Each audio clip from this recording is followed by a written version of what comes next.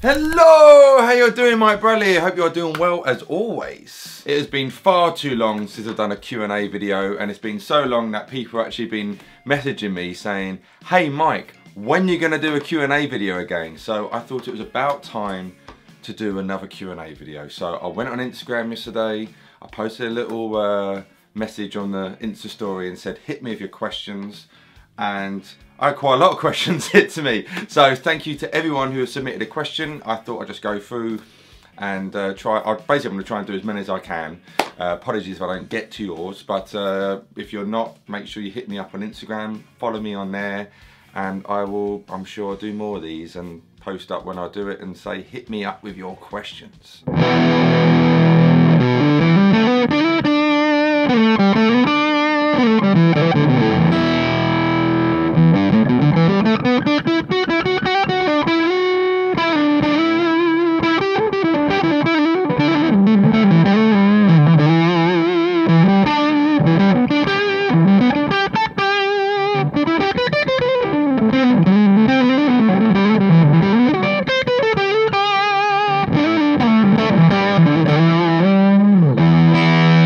Now, I'd just like to say one more thing before we go any further, that a lot of you have been asking if I have a Patreon page, and I've always been reluctant to kind of do one. I've always felt uncomfortable kind of asking for stuff like that. But I say, good people have been asking me about it, and I kind of looked into it and saw that a lot of other people, artists, all sorts of people do Patreon. And so I have set up a Patreon account. And if you want to be a beautiful, beautiful person and support little old me, because it literally is just little old me, and you know, I want to really, you know, I adore doing YouTube videos and of course creating music and stuff to share to people. Any kind of help is greatly appreciated, and there's some cool stuff on there, you know, the kind of top, I think I called it VIP. You can get like a Skype session with me and we can talk about, you know, some tips, lessons, and whatever the hell you want to talk about really. And my ITSA videos, you can get the MP3s, I'll send you that, all sorts of, check it out. The link will be in the description box below. I do get uncomfortable talking about this kind of stuff, so I don't want to be saying it too much. But it would truly mean a lot if you can support me. I mean, just the fact that you watch these videos and hit that subscribe button means a hell of a lot to me. So it's just taking it up to, like, everyone give me a big hug, and I like that. Anyway, let's get on. First question. Simon asks, what are your thoughts on Music Man guitars, ideally the Silhouette Special, and Fender USA Highway 1 Strats? My thoughts are they are both great guitars. I had an Axis Sport, only bought Axis Sport, so not a Silhouette, obviously that's more of a Strat. I had that for quite a few years and I sold it, when did I sell it? Last year I sold it, basically to fund my Gibson 345. Yeah. To fund that, so it was just kind of sitting there really. I wasn't really playing it that much, but I really like the necks on Music Man guitars, the fact that there's no finish on the back, that kind of, and it's just kind of oiled. I really like that. I just, because they're slightly smaller body guitars, it doesn't feel comfortable on me, kind of playing them. But I think they're great guitars, and obviously Steve Lukather, first guy who comes to mind who plays Music Man guitars, are amazing. You know, he's Steve Lukather. I don't need to go any further there, do I? And the Highway 1, I played a couple. They're the kind of slightly cheaper USA ones. I don't know if they're even still being made now. I know they're finishing nitro cellulose though. I'm pretty sure. I may be wrong. I'm sure someone's put in the comment section right now if I'm wrong. Yeah, Matt. I mean, at the end of the day, a guitar either connects with you or it doesn't connect with you, and that could be a Fender, that could be an Ibanez, that could be a Washburn, that could be a Yamaha Pacifica, you know. So try them both out, and you know, they're both going to be good made guitars, but you'll get some goodies and you'll get some baddies. So hopefully that's answered your question, my friend. Maxi Lobos, hello buddy. You have asked, if you could jam with a guitarist of your choice, who will it be? It has to be alive. By the way, I choose Mayer. Oh, if I could jam with someone who's alive, my God. Oh man, I mean, there's some damn good guitar players out there. If I could jam with someone, I mean, John Mayer's, you know, that'd be pretty cool to jam with him. That would be. But as you picked him, I will pick someone else. So, why do I even need to think about this? Eric Clapton. Next question. Austin Fitch asks, dinner with Hendrix or Page? Oh man. Well, Jimmy Page is from where I live now, Epsom. He's kind of my neck of the woods. That's where now he lives, I think, in West Kensington. But I would just have to pick Jimi Hendrix. I would like to have dinner with Page, but if you're putting a gun to my head, Jimi Hendrix, because it would be just amazing to sit and chat with that man about music, about life, about everything, you know. I feel we would be good friends, me and Hendrix. S4M Perry asks, hey Mike, what tips do you have for becoming a professional guitarist and getting work as a guitarist? Love the videos, keep up the good work. Thank you, my friend. Tips on becoming a professional guitarist. So, depends on the field you want to be, because being a professional guitar player now, you know, needs to cover a whole lot of ground. Unless you get that golden gig of, you know, playing with a major artist or becoming a major artist yourself, you know. You wanna have more, your eggs in different baskets. You wanna have different filters. So, of course, teaching is one good filter to come. Some people, though, just don't get on with teaching, or, you know, might be an amazing player, but you can't communicate to another person or persons how to play or understand a certain musical thing. But what I'm saying, I would say you want to have a few, think of an entrepreneur, basically. You are a business, you are one. So, get damn good at your craft and keep trying to get better as a musician and try and do many different styles as you can. Get some business cards made, and then when you do a gig, or if you're at a jam night or something and someone asks you, just have a business card there, instead of saying, here's a bit of paper, here's my number and email. You know, you want to have that, and get a website done as well, because we are in a computerized world now, as I'm sure you're very well aware. So yeah, get those kind of very important things down. A business card, website, get bloody good at your instrument. Be a nice person. Start looking at kind of function agencies, because, you know, I've got friends, you know, I do function work as well on corporate events and things like that. And, you know, I've got friends who are much higher up. A pal of mine, he plays with James Arthur, and, oh man, all sorts of people, you know, who are doing very, very high profile gigs, and then they'll also do a wedding gig or something, you know.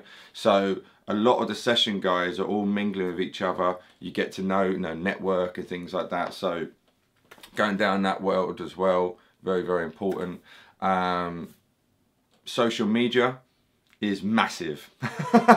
So, you know, Instagram, for me, Instagram and YouTube are my two platforms I think works best for musicians. Twitter and Facebook to a point, but it's getting hard now, you know, so because they've changed the algorithms, and basically they want you to pay money to get posts out and stuff like that. Completely get it, they're a business. But I think for musicians, Instagram and YouTube, because it's video, you know, and people get to see you play. If they like you, they'll tell their friends, yada yada yada. Word gets around, and they'll be like, yo, S4M Perry, that guy's wicked at guitar, we want him. Bang, you know. Yeah, so networking, so basically what I'm covering here. Networking, be a nice person, be a damn good guitar player, get a website, get some business cards done, start doing some kind of, function gigs, or even a bar gig. There's nothing wrong with that, you know. You're getting out, playing in front of people. Hopefully that's answered your question.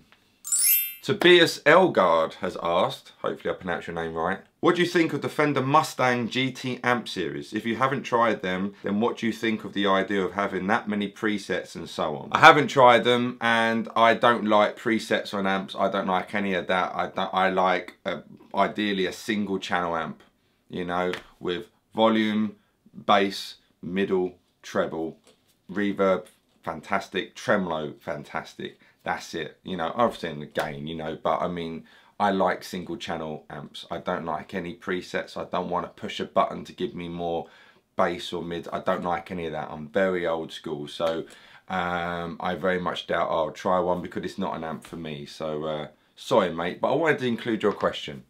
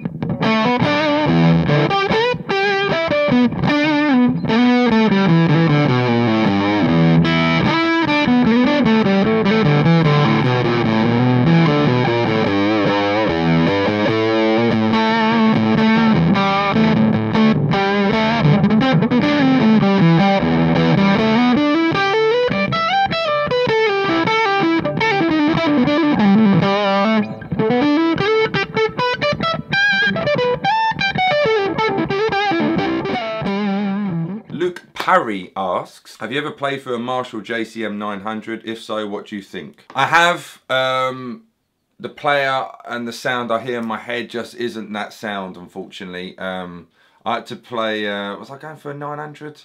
The other week I had to use the backline, and oh, it's just, it's not for me. I'm not, you know, I like a clear all-round amp tone. And that type of amp, it just isn't for my tastes.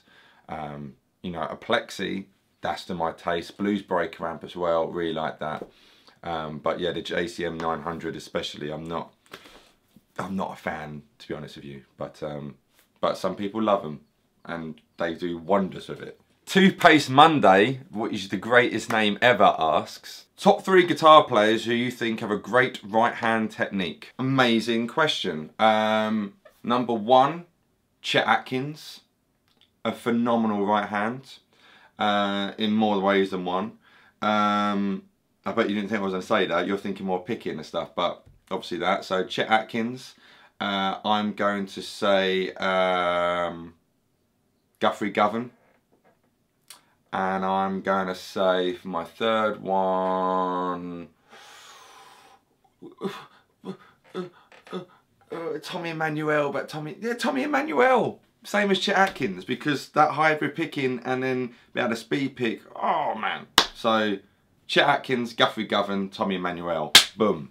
Harvey Sower asks, I've been running the same practice schedule for a while. I was wondering if you could give some tips on practice routines. A few people have asked about practice and stuff, so yeah, let's cover that. So if you're doing the same thing and you feel like you're in a rut, then change it up. So for me, I mean, I vary with my practice. It depends what's in my head. I'm always working on my picking hand and legato kind of stuff as well.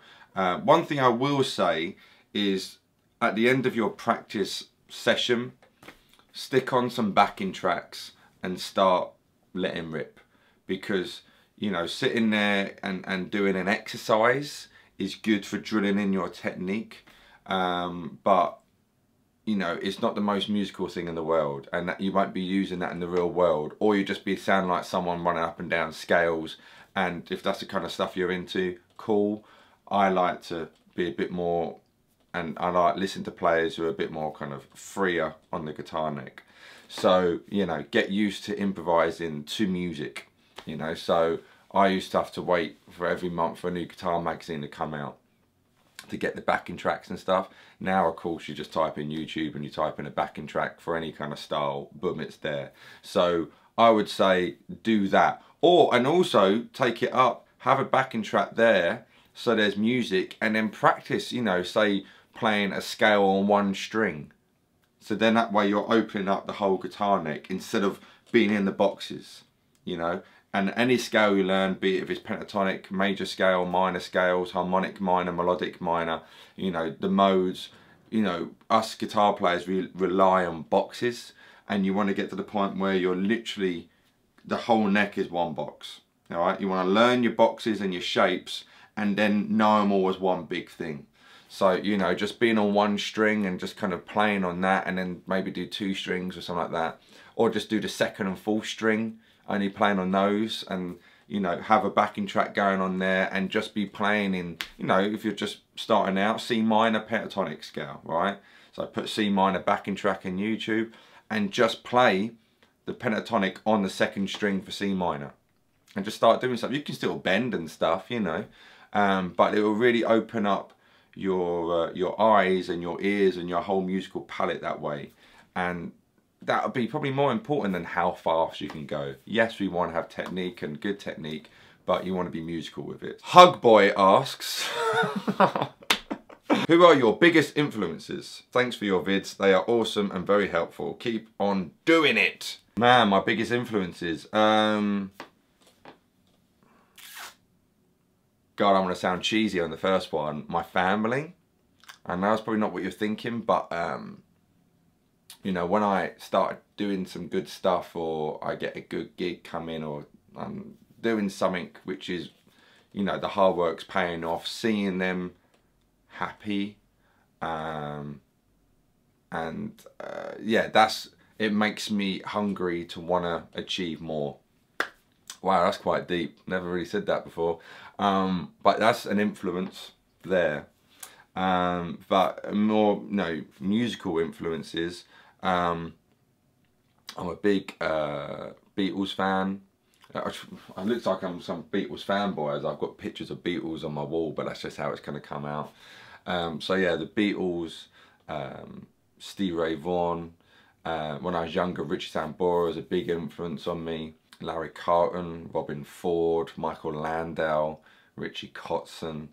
Did I say Steve Ray Vaughan? Yeah, Steve Ray, no, he was a big one.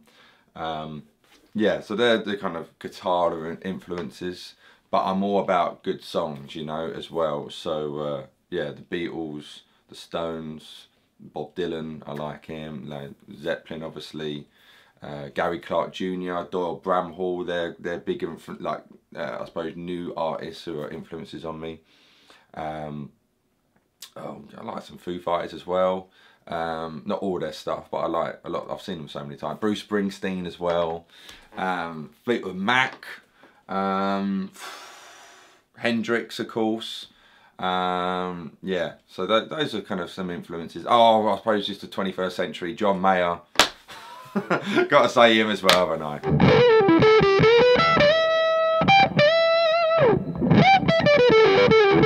Nathan asks, is there any situation in which you would prefer a solid state amp over a valve amp? No, not really. Unless I wanted something super clean, and I, you know, like a Roland Jazz Chorus, if I wanted that pure, clean sound, you know. Or even sometimes, a lot of people have done it, you know, Dave Gilmour, when he did Another Brick from the Wall, just plugged directly into the desk.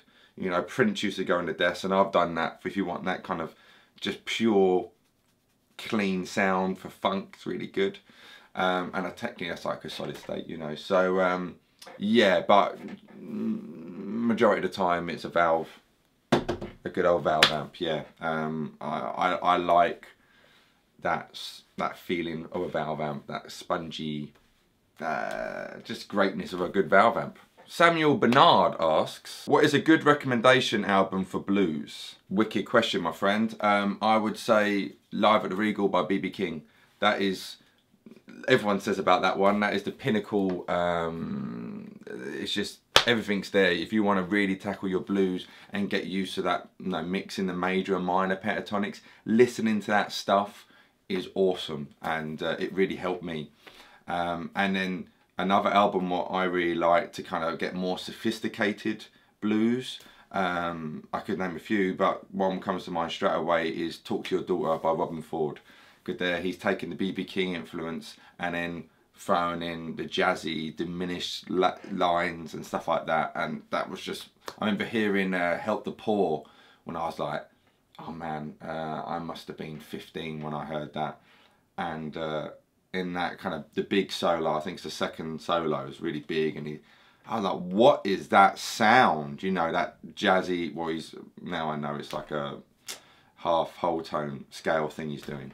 But I was just like, what is that? It's the tension and then the release, you know. So and you can hear his influence from BP, and then he's taken it up and muscled into jazz stuff as well. So Live at the Regal by B.B. King, Talk to Your Daughter by Robin Ford. Those are fantastic blues albums, sorry, to start you off in your blues journey. And anything by Steve Ray Vaughan. And the last question today is from David Doss, and he asks, what other YouTube channels do you watch and participate in discussion? I don't really participate much in discussion in man, but I watch a few. I try not to watch too many guitar YouTube channels, to be honest with you, because I don't like being influenced by them.